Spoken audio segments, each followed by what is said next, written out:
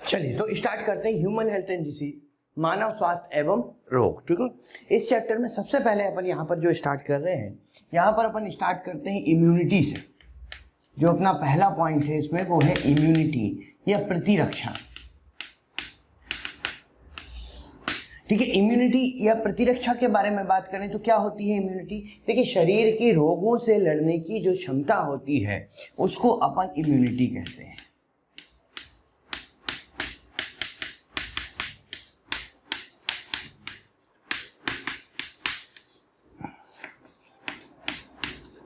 शरीर की रोगों से लड़ने की क्षमता।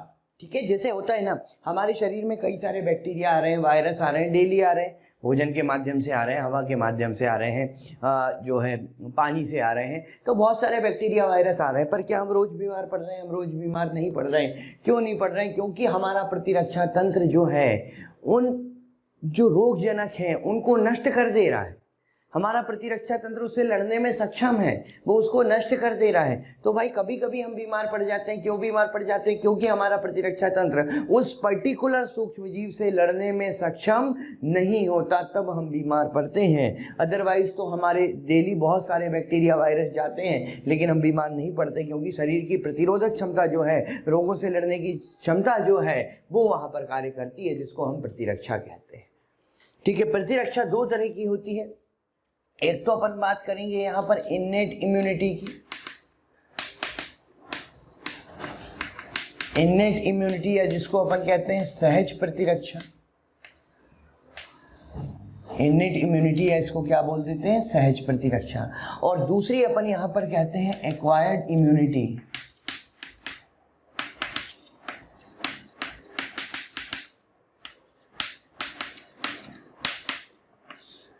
ये जिसको क्या बोलते हैं अपन? उपार्जित प्रतिरक्षा। ठीक है, तो एक होती है इन्नेट, दूसरी होती है उपार्जित। अब क्या डिफरेंस है देखो दोनों में। सहज प्रतिरक्षा जो होती है, सहज प्रतिरक्षा जन्मजात होती है। ठीक है, ये जन्मजात होती है। और ये जो प्रतिरक्षा है अविशिष्ट होती है।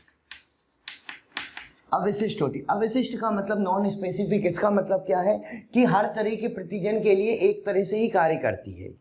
ये अलग अलग तरह से काम नहीं करती, प्रतिजन पर आधारित नहीं होती कि जिस तरह का प्रतिजन आया उस तरीके से कार्य करेगी। ये सभी प्रतिजन के लिए एक तरह से कार्य करती है, तो अविशिष्ट प्रतिरक्षा कहते हैं, जन्मजात होती है। ठीक है, और एक्वायर्ड इम्यूनिटी जो उपार्जित प्रतिरक्षा होती है वो जन्म के बाद विकसित होती है। ये जो है जन्म के पश्चात विकसित होती है। और इसको जो है विशिष्ट प्रतिरक्षा भी कहते हैं। विशिष्ट प्रतिरक्षा क्यों? क्योंकि प्रतिजन के हिसाब से ये अलग अलग प्रकार से कार्य करती है। अलग अलग प्रकार की प्रतिरक्षाएं होती हैं इसमें, इसलिए अपन इनको विशिष्ट प्रतिरक्षा कहते हैं। अभी आगे अपन पढ़ेंगे तो आपको और डिटेल में समझ में आएंगी बातें। ठीक है, तो चलिए पहले अपन बात करते हैं इन्नेट इम्यूनिटी। पहले अपन किसके बारे में पढ़ रहे हैं? पहले अपन पढ़ रहे हैं सहज प्रतिरक्षा के बारे में।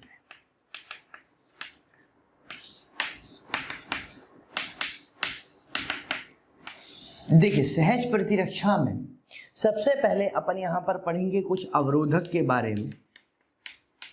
सहज प्रतिरक्षा में अवरोधक होते हैं, बैरियर्स होते हैं। पहले अवरोधक या बैरियर्स की अपन बात कर लेते हैं यहाँ पर। तो देखिए, अवरोधक में कौन कौन से अवरोधक आपको मिलेंगे यहाँ पर? एक तो मिलेगा शारीरिक,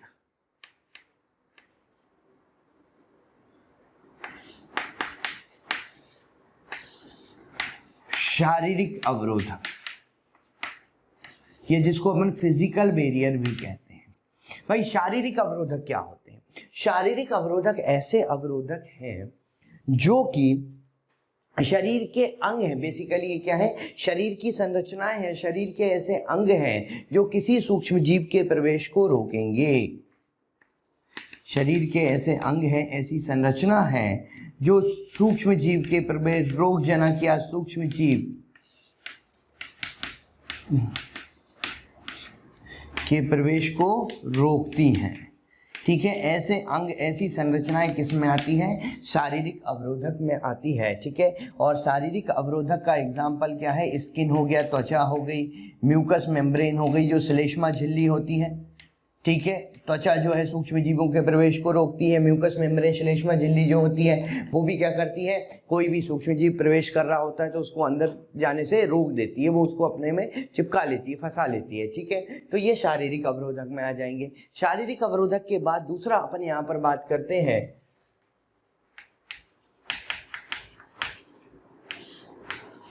कायिक अवरोधक की। सेकेंड हम बात कर रहे हैं कायिक अवरोधक। भाई कायिक अवरोधक क्या है, देखिए कायिक अवरोधक जो है शरीर के ऐसे स्त्राव हैं जो सूक्ष्म जीवों की वृद्धि को रोकते हैं। स्त्राव है जो सूक्ष्म जीव या जो रोगजनक है या जो प्रतिजन है उनकी वृद्धि को क्या करते हैं, सूक्ष्म जीवों की वृद्धि को रोकते हैं। सूक्ष्म जीवों की वृद्धि को रोकने वाले ऐसे जो स्त्राव होते हैं वो किस में आते हैं, कायिक अवरोधक में आते हैं। स्त्राव कौन कौन से होते हैं, जैसे देखिए लाइसोजाइम होता है सलाइवा में, लार में होता है ना लाइसोजाइम, HCl होता है अमाशय में। ठीक है, तो ये ऐसे स्त्राव हैं कुछ जो कि सूक्ष्म जीवों की वृद्धि को रोक रहे हैं। इसी तरह से आप देख सकते हैं स्वेट जो होता है, पसीना जो होता है, भाई पसीना भी तो स्किन के pH को जो है अम्लीय बनाता है। ठीक है, तो वो अम्लीय क्यों बनाता है, जिससे कि सूक्ष्म जीव त्वचा पर वृद्धि ना कर सके। तो ये सारे स्त्राव हैं जो सूक्ष्म जीवों की वृद्धि को रोक रहे हैं, उसको अपन किस में रखते हैं, कायिक अवरोधक या फिजियोलॉजिकल बैरियर कहते हैं इनको। ठीक है, तीसरा अपन बात करते हैं सेलुलर बैरियर और कोशिकीय अवरोधक। थर्ड जो है वो है कोशिकीय अवरोधक। कोशिकीय अवरोधक नाम से समझ में आ गया हो गया, शरीर की कोशिकाएं हैं और ये जो शरीर की कोशिकाएं हैं ये सूक्ष्म जीवों को नष्ट करने का काम करती हैं। भाई कौन सी कोशिकाएं होती हैं, ठीक है, इसमें कोशिकीय अवरोधक में कोशिकाएं आएंगी, जैसे मैक्रोफेज होती है, बृहदकाणु जिसको अपन कहते हैं, मैक्रोफेज होती है ना जो फैगोसाइटिक होती है, फैगोसाइटिक क्या बोला जाता है इनको, भक्षकाणु, भक्षकाणु कोशिकाएं होती हैं।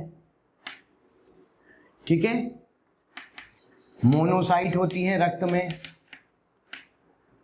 न्यूट्रोफिल्स होती हैं, PMNL, ये WBC होती हैं, हालांकि इसको कहते हैं polymorphonuclear leukocyte, PMNL होती हैं। ठीक है ना, NK सेल्स होती हैं। भाई NK सेल्स क्या है, प्राकृतिक मारक कोशिकाएं या नेचुरल किलर सेल कहते हैं इनको, नेचुरल किलर सेल या प्राकृतिक मारक कोशिकाएं।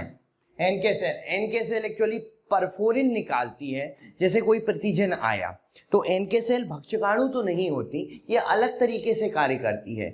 ये क्या करती हैं, जो NK सेल्स होती हैं ये निकालती हैं परफोरिन, इस तरीके से एक रासायनिक पदार्थ निकालती हैं, उसको अपन क्या बोलते हैं, परफोरिन कहते हैं। और ये परफोरिन जो है प्रतिजन, जैसे प्रतिजन हो गया, एंटीजन हो गया, ठीक है ना, प्रतिजन से जाकर जुड़ जाएगा ये परफोरिन और प्रतिजन की कोशिका में छेद कर देगा और उस कोशिका को नष्ट कर देगा। ऐसे प्रतिजन की कोशिका से जुड़ गया और प्रतिजन को क्या कर देता है, नष्ट कर देता है ये परफोरिन। ठीक है, तो इस तरीके से कार्य करती हैं NK सेल्स जो होती हैं, नेचुरल किलर सेल या जिनको क्या बोलते हैं, प्राकृतिक मारक कोशिकाएं। फिर इसके बाद फोर्थ अपन बात करते हैं यहाँ पर साइटोकाइन बैरियर की। साइटोकाइन अवरोधक, भाई साइटोकाइन अवरोधक क्या है, तो देखिए इसमें क्या होता है, जो वायरस या विषाणु संक्रमित कोशिकाएं होती हैं,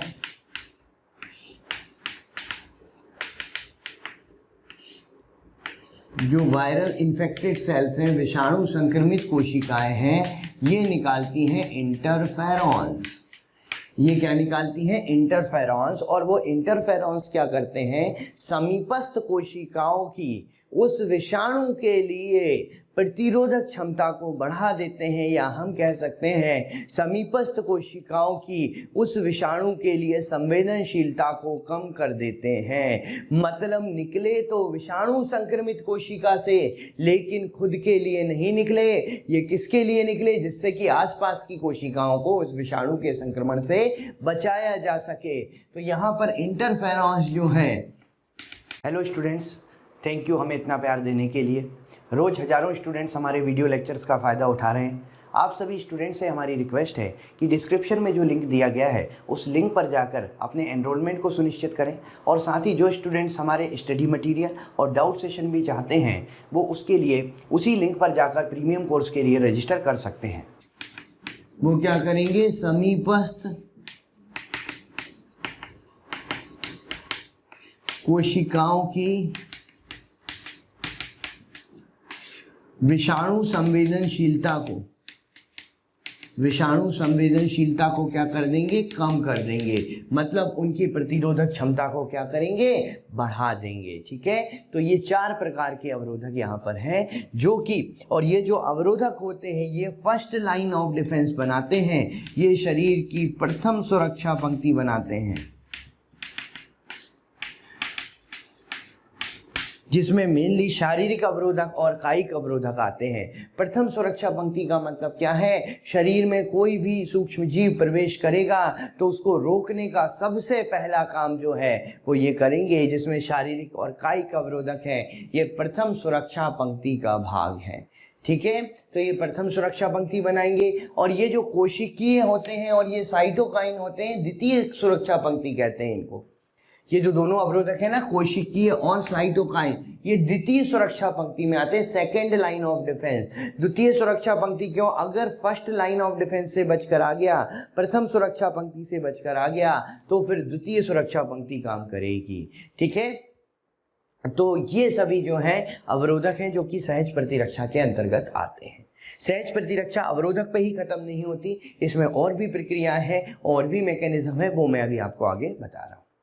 चलिए अब अपन बात करते हैं यहाँ सहज प्रतिरक्षा में ही दूसरा पार्ट जो है इसका, वो है इन्फ्लेमेशन। ये जिसको अपन क्या बोलते हैं, शोथ या प्रदाह भी कहते हैं। ठीक है, इन्फ्लेमेशन की अपन बात करते हैं। इन्फ्लेमेशन भी जो है सेकेंड लाइन ऑफ डिफेंस या द्वितीय सुरक्षा पंक्ति में आते हैं। ये भी देखिए, इन्फ्लेमेशन या शोथ या प्रदाह कह लें, इसमें 2 तरीके से इन्फ्लेमेशन अपन देखते हैं। एक इन्फ्लेमेशन तो जो होता है लोकल होता है। लोकल मतलब जहां पर कि शरीर के किसी एक विशिष्ट भाग में होगा, पूरे शरीर में नहीं होगा, शरीर के किसी एक विशिष्ट भाग में होगा। तो यहाँ पर देखिए लोकल इन्फ्लेमेशन में क्या होता है, जैसे किसी भी भाग में चोट लग गई, तो चोट लगने के बाद वहाँ बैक्टीरिया का संक्रमण हुआ, बैक्टीरिया ने क्या निकाला, वहाँ पर विषैले पदार्थ निकाले होंगे, टॉक्सिन ने क्या किया, टॉक्सिन ने जो है मास्ट सेल जो होती है हमारे शरीर की, मास्ट सेल को आकर्षित करते हैं। जैसे ही टॉक्सिन्स निकले, मास्ट सेल जो होती है, मास्ट कोशिकाएं, वो उस तरफ आकर्षित हुई। मास्ट कोशिकाएं आकर्षित होती हैं तो ये निकाल देती हैं हिस्टामिन। मास्ट सेल आकर्षित होकर क्या निकालेंगी, हिस्टामिन निकालेंगी। हिस्टामिन क्या करेगा, देखिए हिस्टामिन 2 काम करेगा मेनली। एक तो ये वाहिनी प्रसारक है, वैसोडायलेटर जिसको कहते हैं, और दूसरा जो है वो वाहिनियों की पारगम्यता को बढ़ाता है।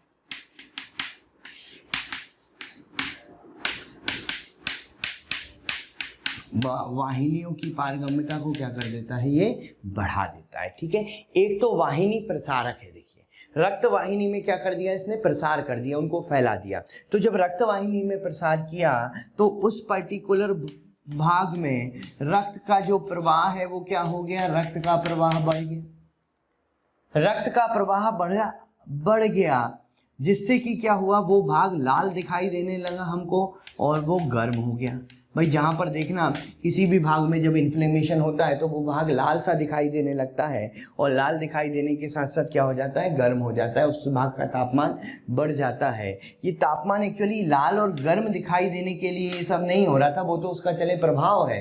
ये हुआ क्यों, रक्त का प्रवाह बढ़ा क्यों, रक्त का प्रवाह इसलिए बढ़ा जिससे फेगोसाइटोसिस, भक्षकाणु की जो क्रिया होती है उसको बढ़ाया जा सके, फेगोसाइटोसिस को क्या किया जा सके, बढ़ाया जा सके। इस कारण से जो है वहाँ पर वो भाग जो है वो उस भाग में रक्त का प्रवाह बढ़ा है। दूसरा, वाहिनियों की पारगम्यता बढ़ गई। तो वाहिनियों की पारगम्यता बढ़ गई तो क्या हुआ, जो प्लाज्मा है, प्लाज्मा निकलकर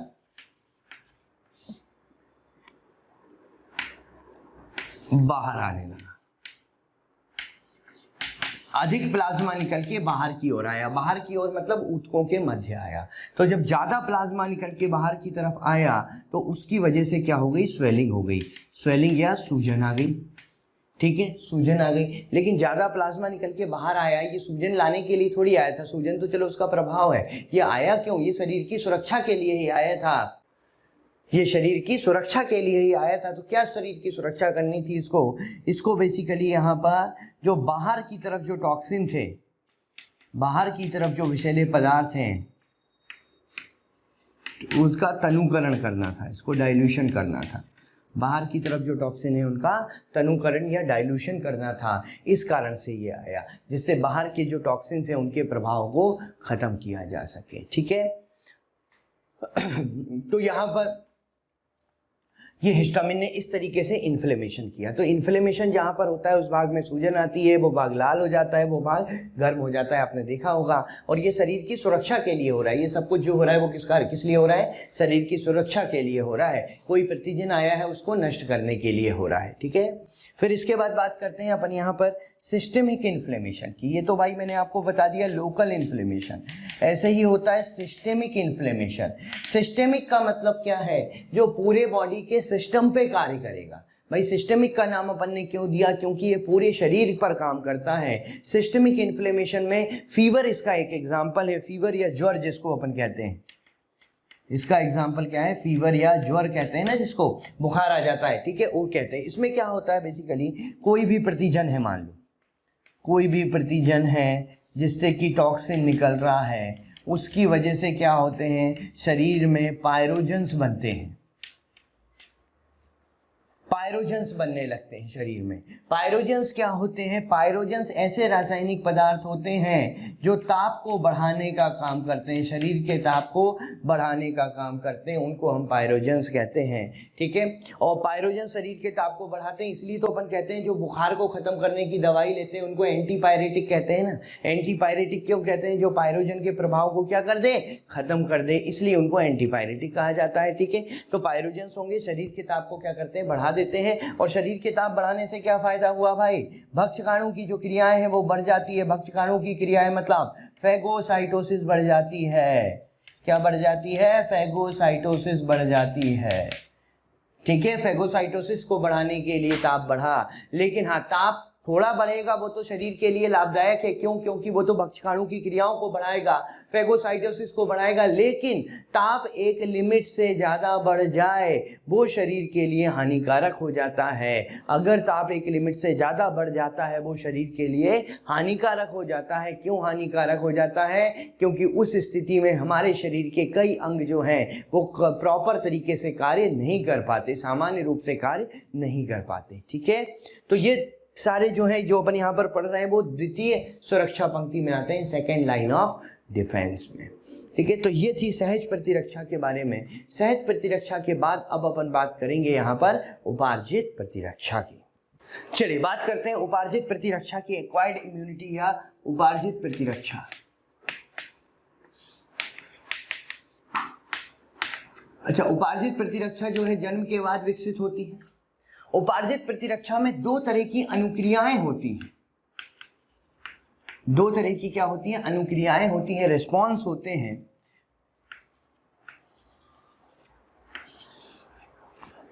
एक तो यहां पर मिलती है प्राथमिक अनुक्रिया और दूसरी होती है द्वितीयक अनुक्रिया। प्राथमिक अनुक्रिया और द्वितीयक अनुक्रिया, देखिए प्राथमिक अनुक्रिया क्या है, जब ये तो क्लियर है कि ये जो है जितनी उपार्जित प्रतिरक्षा है जन्म के बाद विकसित हो रही है भाई। प्राथमिक अनुक्रिया क्या है, प्राथमिक अनुक्रिया कोई भी प्रतिजन, कोई भी रोगजनक, कोई भी पैथोजन प्रथम बार आया है, रोगजनक के प्रथम प्रवेश पर कोई भी रोगजनक जो है अगर पहली बार आया है तो जब वो पहली बार आएगा तो शरीर का प्रतिरक्षा तंत्र जो अनुक्रिया करेगा उसको हम प्राथमिक अनुक्रिया कहेंगे। और चूंकि वो पहली बार आया है शरीर में तो उसको समझने में, पहचानने में प्रतिरक्षा तंत्र को थोड़ा सा टाइम तो लगेगा। उसके बाद ही उससे कैसे लड़ना है वो हमारा शरीर का सुरक्षा तंत्र जो है वो डिसाइड कर पाएगा, हमारा प्रतिरक्षा तंत्र डिसाइड कर पाएगा। तो इसी कारण से ये जो अनुक्रिया होती है वो कैसी होती है? धीमी अनुक्रिया होती है। ठीक है। और जब प्राथमिक अनुक्रिया हो जाती है, ठीक है, धीमी जरूर होती है लेकिन इसमें जो है स्मृति कोशिकाएं, मेमोरी सेल्स बन जाती हैं। इस अनुक्रिया में स्मृति कोशिकाएं बनती हैं, मेमोरी सेल्स बनती हैं। ये जो अनुक्रिया होती है उसमें मेमोरी सेल्स बन जाती हैं। ठीक है प्यारे बच्चों, रोज़ हमें कमेंट में बहुत रिक्वेस्ट आ रही है कि इस टॉपिक का लेक्चर बना दीजिए, इस टॉपिक को समझा दीजिए। तो हम आप सभी बच्चों से रिक्वेस्ट करना चाहते हैं कि आप जो है हमारे YouTube चैनल को सब्सक्राइब कीजिए और साथ ही साथ बेल आइकॉन को हिट करना ना भूलें, जिससे कि आपसे कोई नोटिफिकेशन मिस ना हो। ये सब हम आपसे इसलिए कह रहे हैं क्योंकि ज़्यादातर बच्चों ने जिन लेक्चर्स की रिक्वेस्ट की हुई है, जिन लेक्चर्स की डिमांड की हुई है, वो ऑलरेडी हमने यूट्यूब चैनल पर डाल दिए हैं। तो आप उस चैनल पर जाकर उसे देख सकते हैं। तो जब वही जो प्रतिजन है वो दोबारा से आएगा,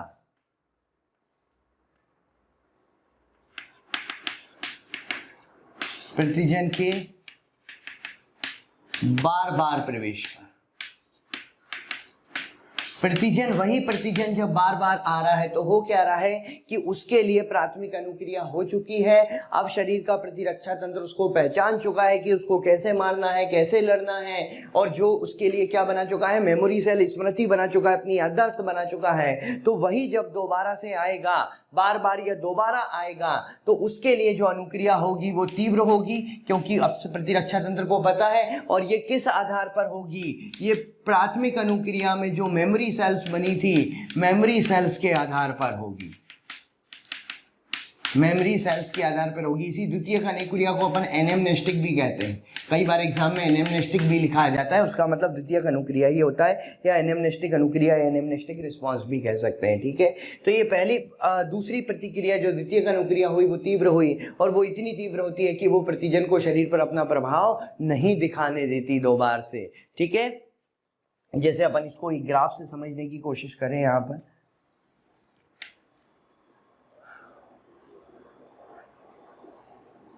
प्रथम प्रवेश हुआ,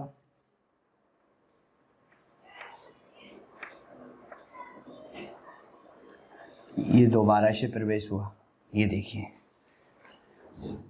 ये प्राथमिक अनुक्रिया है, पहली बार प्रवेश हुआ। तो देखिए पहली बार प्रवेश हुआ तो टाइम लगा इसको अनुक्रिया करने में, और अनुक्रिया भी उतनी तीव्र नहीं हुई। लेकिन जब दोबारा से आया तो यहाँ पर द्वितीयक अनुक्रिया हुई, आप देख सकते हैं। दोबारा से आए तो द्वितीयक अनुक्रिया हुई, जिसमें क्या हुआ, रिस्पांस एकदम से तीव्र हुआ और समय भी उसमें कम लगा। ठीक है। तो ये प्राथमिक और द्वितीयक अनुक्रिया कुछ इस तरीके से होती है, क्योंकि यहाँ पर मेमोरी सेल्स बन गई थी। जब प्राथमिक अनुक्रिया हुई थी तो उसकी स्मृति बन गई थी, याददाश्त बन गई थी। ठीक है। तो इस कारण से ये हुई थी। तो समझ में आ गया प्राथमिक और द्वितीयक अनुक्रिया क्या है। अच्छा, अब यहाँ पर जो उपार्जित प्रतिरक्षा है, इसमें दो तरह की लिम्फोसाइट कोशिकाओं का बड़ा महत्वपूर्ण रोल मिलेगा। यहाँ पर जो अपन पढ़ेंगे, यहाँ पर लिम्फोसाइट्स का, लिम्फोसाइट्स या जिसको अपन क्या बोलते हैं, लसीकाणु कहते हैं। इन लिम्फोसाइट्स को अपन क्या बोलते हैं, लसीकाणु। ये जो लिम्फोसाइट्स होते हैं, ये जो लसीकाणु होते हैं, ये दो तरह के मिलते हैं। एक तो होते हैं टी लिम्फोसाइट, टी सेल भी कहते हैं इनको। दूसरे होते हैं बी लिम्फोसाइट या बी सेल भी कहते हैं। ठीक है। टी लसीकाणु और बी। अच्छा, टी और बी जो होती हैं, इसमें जो टी सेल्स होती हैं, टी लिम्फोसाइट्स होती हैं,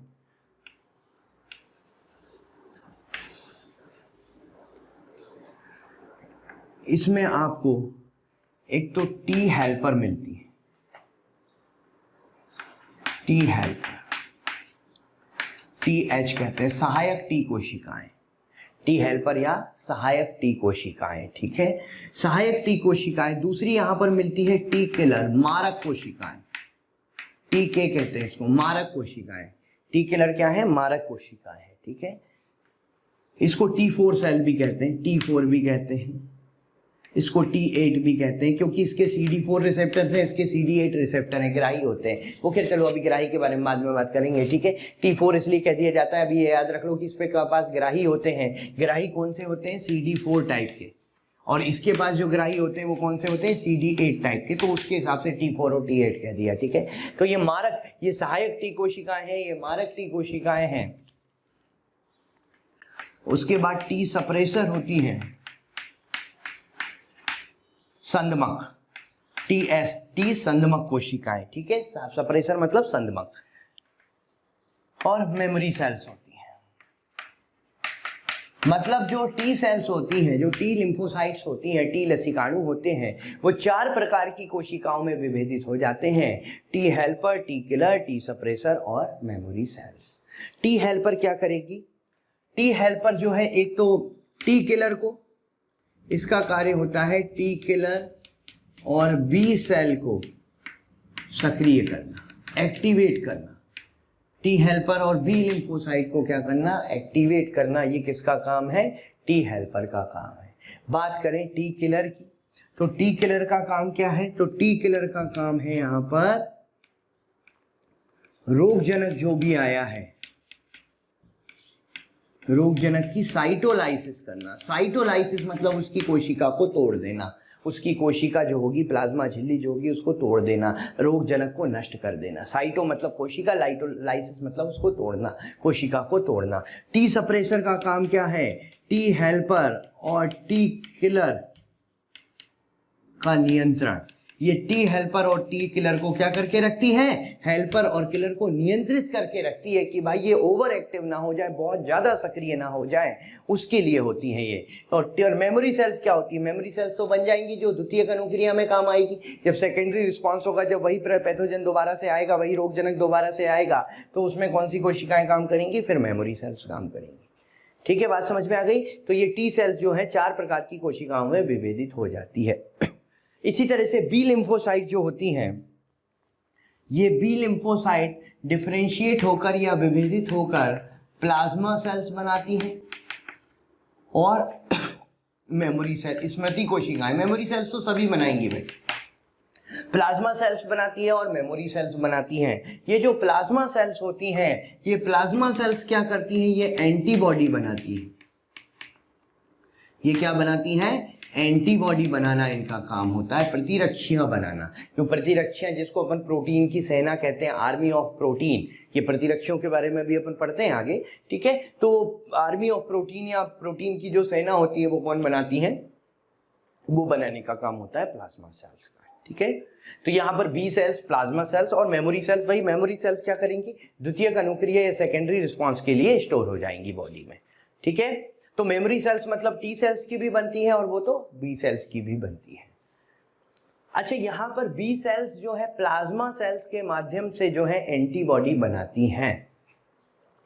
तो इनके लिए, इनके द्वारा जो प्रतिरक्षा होती है उसको हम कहते हैं AMI या एंटीबॉडी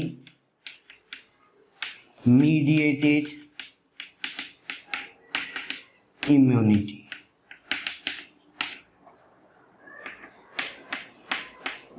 प्रतिरक्षी माध्यित प्रतिरक्षा, ठीक है, एंटीबॉडी मीडिएटेड इम्यूनिटी, या इसको, इसका दूसरा नाम ह्यूमोरल इम्यूनिटी भी है।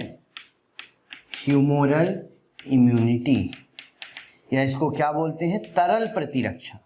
ये ह्यूमोरल इम्यूनिटी, तरल प्रतिरक्षा या एंटीबॉडी मीडिएटेड इम्यूनिटी किसके कारण होती है? ये बी लिम्फोसाइट के कारण होती है। ये जो इम्यूनिटी होती है वो बी लिम्फोसाइट के कारण होती है, जिसमें बी लिम्फोसाइट एंटीबॉडी बनाती है और एंटीबॉडी के माध्यम से प्रतिरक्षी को नष्ट करती है, एंटीजन को नष्ट करती है, ठीक है। तो उसको हम एंटीबॉडी इम्यूनिटी कहते हैं। और ह्यूमोरल, तरल प्रतिरक्षा इसलिए कहते हैं क्योंकि वो एंटीबॉडी रक्त में बनती है, ब्लड में बनती हैं, तरल में बनती हैं, इसलिए इसको ह्यूमोरल इम्यूनिटी का भी नाम दिया गया है, ठीक है।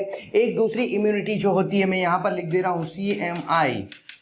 CMI is cell mediated immunity. Cell mediated immunity या कोशिका माध्यित प्रतिरक्षा, कोशिका माध्यित प्रतिरक्षा, ये जो सेल मीडिएटेड इम्यूनिटी होती है या कोशिका माध्यित प्रतिरक्षा होती है, ये टी लसिकाणुओं के कारण होती है, टी लिम्फोसाइट के कारण होती है, जिसमें टी लिम्फोसाइट सीधे ही प्रतिजन पर आक्रमण कर देते हैं। देखा ना, जैसे टी किलर होते हैं, रोग जनक की सीधे साइटोलाइसिस कर देंगे। तो यहाँ पर ये टी लिम्फोसाइट के कारण होती है सीएमआई, सेल मीडिएटेड इम्यूनिटी या कोशिका माध्यित प्रतिरक्षा, जिसमें कोई एंटीबॉडी नहीं बनती। सीधे ही जो कोशिकाएं होती हैं वो कोशिका उस प्रतिजन पर अटैक कर देती हैं, सीधे ही कोशिका उस प्रतिजन पर अटैक कर देती है, आक्रमण कर देती है। और जो ग्राफ्ट रिजेक्शन होता है उसका कारण यही होता है, ग्राफ्ट रिजेक्शन। ग्राफ्ट रिजेक्शन मतलब अंग प्रत्यारोपण। जो अंग प्रत्यारोपण है, अंग प्रत्यारोपण के दौरान जो प्रत्यारोपित अंग को शरीर नकार देता है, वो कौन सी प्रतिरक्षा के कारण होता है? वो सेल मीडिएटेड इम्यूनिटी के कारण होता है, वो टी लिम्फोसाइट के कारण होता है ना भाई। किसी की किडनी खराब थी, दूसरी किडनी लगा दी, लेकिन किडनी ने, उसके प्रतिरक्षा तंत्र ने क्या किया? उसके प्रतिरक्षा तंत्र ने उस किडनी को भी खराब कर दिया। तो वो किडनी को क्यों खराब कर दिया? उसके लिए कौन सी इम्यूनिटी रिस्पॉन्सिबल थी? उसके लिए जो इम्यूनिटी या प्रतिरक्षा रिस्पॉन्सिबल थी उसको हम क्या बोलते हैं? और अगर आपको हमारे वीडियो लेक्चर पसंद आए तो उन्हें लाइक और शेयर जरूर कीजिए, जिससे और भी ज़रूरतमंद बच्चों तक ये लेक्चर्स पहुंच सकें।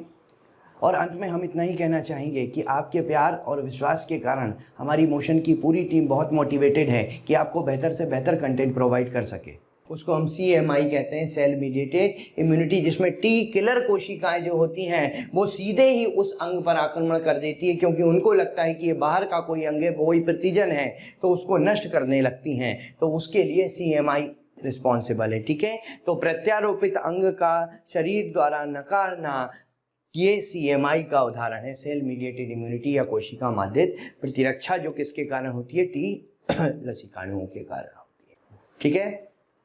चलिए, तो अब अपन बात करते हैं यहाँ पर एंटीबॉडीज के बारे में, ठीक है। एंटीबॉडीज या जिनको अपन क्या बोलते हैं? जिनको अपन कहते हैं प्रतिरक्षी, ठीक है। एंटीबॉडीज या प्रतिरक्षी, ये जो एंटीबॉडीज होती हैं, इन एंटीबॉडीज को हम आर्मी ऑफ प्रोटीन या प्रोटीन की सेना भी कहते हैं। प्रोटीन की सेना कहते हैं। ये बेसिकली क्या होते हैं? ये बेसिकली प्रोटीन होते हैं। और प्रोटीन में कौन से प्रोटीन होते हैं? तो भाई ये प्रोटीन में, इन प्रोटीन को हम क्या बोलते हैं? इम्यूनोग्लोबिन्स। इनको क्या बोलते हैं? इम्यूनोग्लोबिन, जिसको इस तरह से IG से लिखते हैं, ठीक है। इम्यूनोग्लोबिन प्रोटीन होते हैं। एंटीबॉडी की संरचना अपन बनाए यहाँ पर।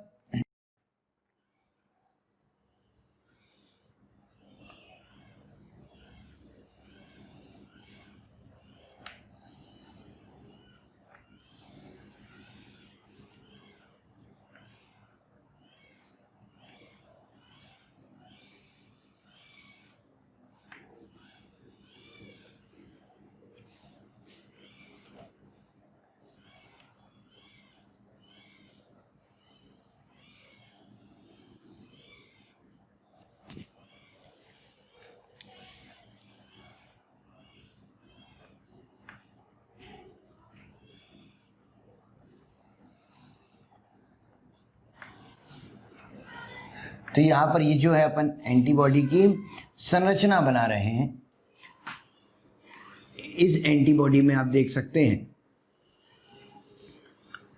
ये प्रोटीन मॉलिक्यूल है, प्रोटीन अणु है, जिसमें 4 पेप्टाइड श्रृंखलाएं आपको यहाँ पर दिख रही होंगी, ठीक है। 2 पेप्टाइड श्रृंखलाएं जो है यहाँ पर, इनको अपन भारी श्रृंखला या हैवी चेन कहते हैं।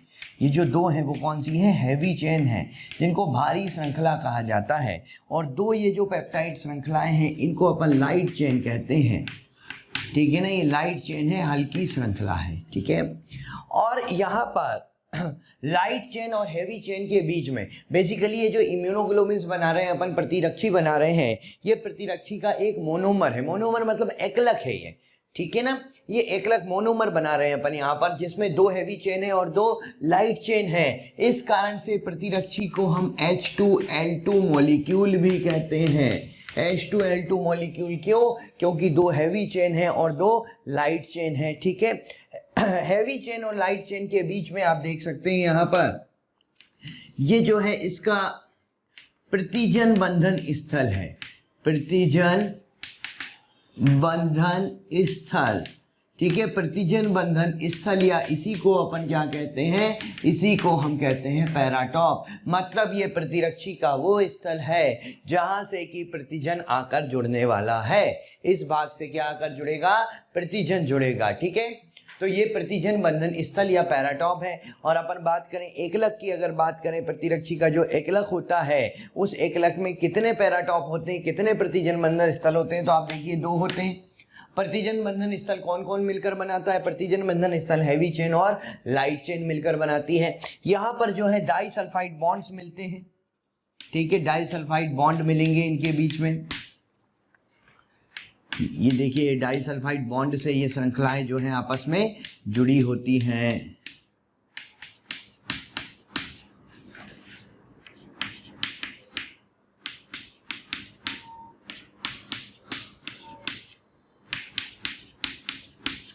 ये इस तरीके से। ठीक है, यहां पर इसका जो इस तरीके से अपन इसको डिवाइड करते हैं।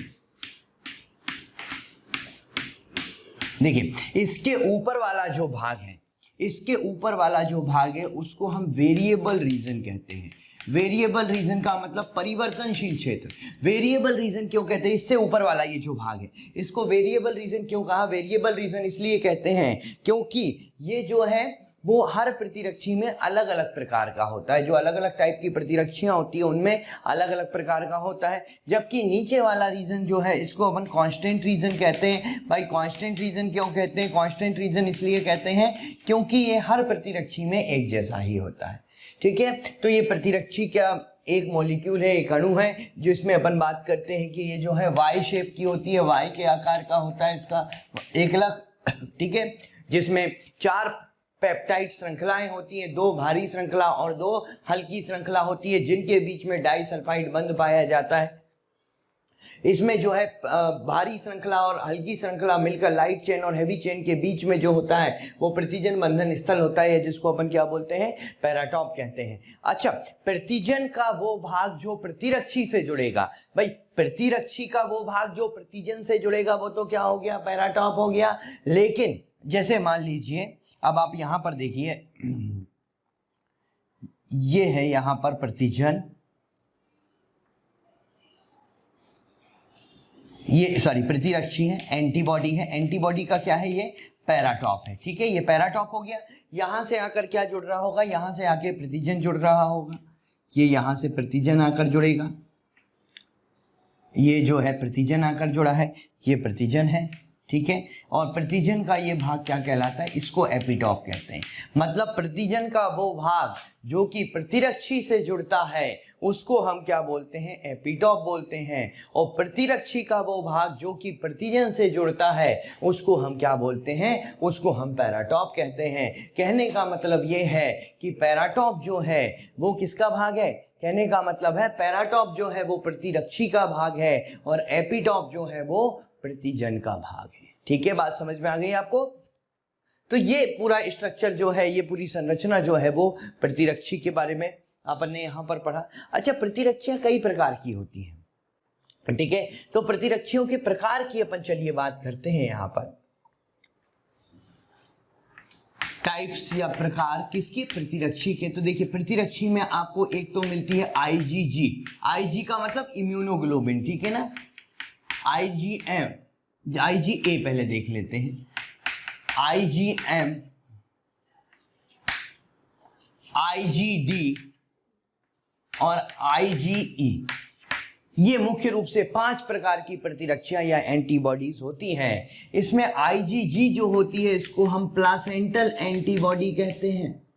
प्लासेंटल एंटीबॉडी जो कि शरीर में सबसे ज़्यादा मिलती है, लगभग 70 से 75% जो एंटीबॉडी होती है वो कौन सी होती है, आईजीजी होती है। इनको हम प्लासेंटल एंटीबॉडी कहते हैं। प्लासेंटल एंटीबॉडी क्यों कहते हैं, क्योंकि ये प्लासेंटा या अपरा को पार कर सकती है और माँ से बच्चे में आ जाती है। प्लासेंटा या अपरा को पार करके ये माँ से बच्चे में आ जाती है, इसलिए हम इसको प्लासेंटल एंटीबॉडी का इसको नाम दिया गया है। आईजीए, आईजीए को हम सीक्रेटरी एंटीबॉडी कहते हैं भाई, सीक्रेटरी एंटीबॉडी। अब सीक्रेटरी एंटीबॉडी क्यों बोलते हैं, क्योंकि ये बॉडी के सीक्रेशंस में मिलती है, जैसे सलाइवा में, लार में मिलेगी, ठीक है ना।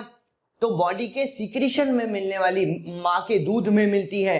तो ये जो है बॉडी के सिक्रीशन में, लार में, दूध में मिलने वाली एंटीबॉडी है, इसलिए अपन इसको क्या बोल देते हैं, इसलिए हम इसको नाम देते हैं सिक्रेटरी एंटीबॉडी। ठीक है। आईजीएम, आईजीएम को ओल्डेस्ट एंटीबॉडी कहते हैं, सबसे पुरानी एंटीबॉडी। भाई ओल्डेस्ट एंटीबॉडी क्यों कहा जाता है? क्योंकि शरीर में किसी भी प्रकार का संक्रमण होता है, बच्चे में हो या भ्रूण में हो, शरीर में सबसे पहले जो संक्रमण, कोई भी प्रकार संक्रमण होगा तो उस संक्रमण में शरीर में सबसे पहले बनने वाली एंटीबॉडी कौन सी होगी? वो सबसे पहले बनने वाली एंटीबॉडी आईजीएम होगी। ठीक है ना। किसी भी प्रकार का संक्रमण होने पर, कहने का मतलब यह है, सबसे पहले बनने वाली जो एंटीबॉडी होती है वो कौन सी होती है? आईजीएम होती है। इसलिए हम इसको क्या बोलते हैं? Oldest antibody. ठीक है। आईजीडी, आईजीडी को सरफेस एंटीबॉडी कहते हैं। भाई सरफेस का नाम क्यों आया यहाँ पर? सरफेस का नाम इसलिए आया क्योंकि ये बी लिम्फोसाइट की सरफेस पर होती है, सतह पर होती है। ठीक है। इसलिए अपन इसको क्या बोलते हैं? Surface antibody. आईजीई, आईजीई को हम एलर्जिक एंटीबॉडी कहते हैं, जो शरीर में सबसे कम होती है। एलर्जिक एंटीबॉडी कहते हैं, जो कि लेस देन 1%, 1% से भी कम होती है ये। और इसको हम एलर्जिक एंटीबॉडी क्यों कहते हैं? क्योंकि ये एलर्जी के दौरान बढ़ती है। ठीक है। एलर्जी के दौरान जो बढ़ती है एंटीबॉडी वो कौन सी होती है? आईजीई। मतलब शरीर में आईजीई अगर ज़्यादा है, इसका मतलब वो किसको प्रदर्शित करता है? वो इस बात का इंडिकेशन है, इस बात का संकेत है कि कोई ना कोई एलर्जी हुई है। ठीक है। तो यहाँ पर ये थे टाइप्स ऑफ एंटीबॉडीज। और बच्चों, अगर आप चाहते हैं कि जो टॉपिक हम यहाँ पढ़ा रहे हैं वो आपको भी मिल सके, या जो टॉपिक हम यहाँ पढ़ा रहे हैं उसका पूरा लेक्चर आपको भी मिल सके, तो आज ही कॉल कीजिए 18002121 799 पर। एक बार पुनः आपके प्यार और विश्वास के लिए बहुत बहुत धन्यवाद।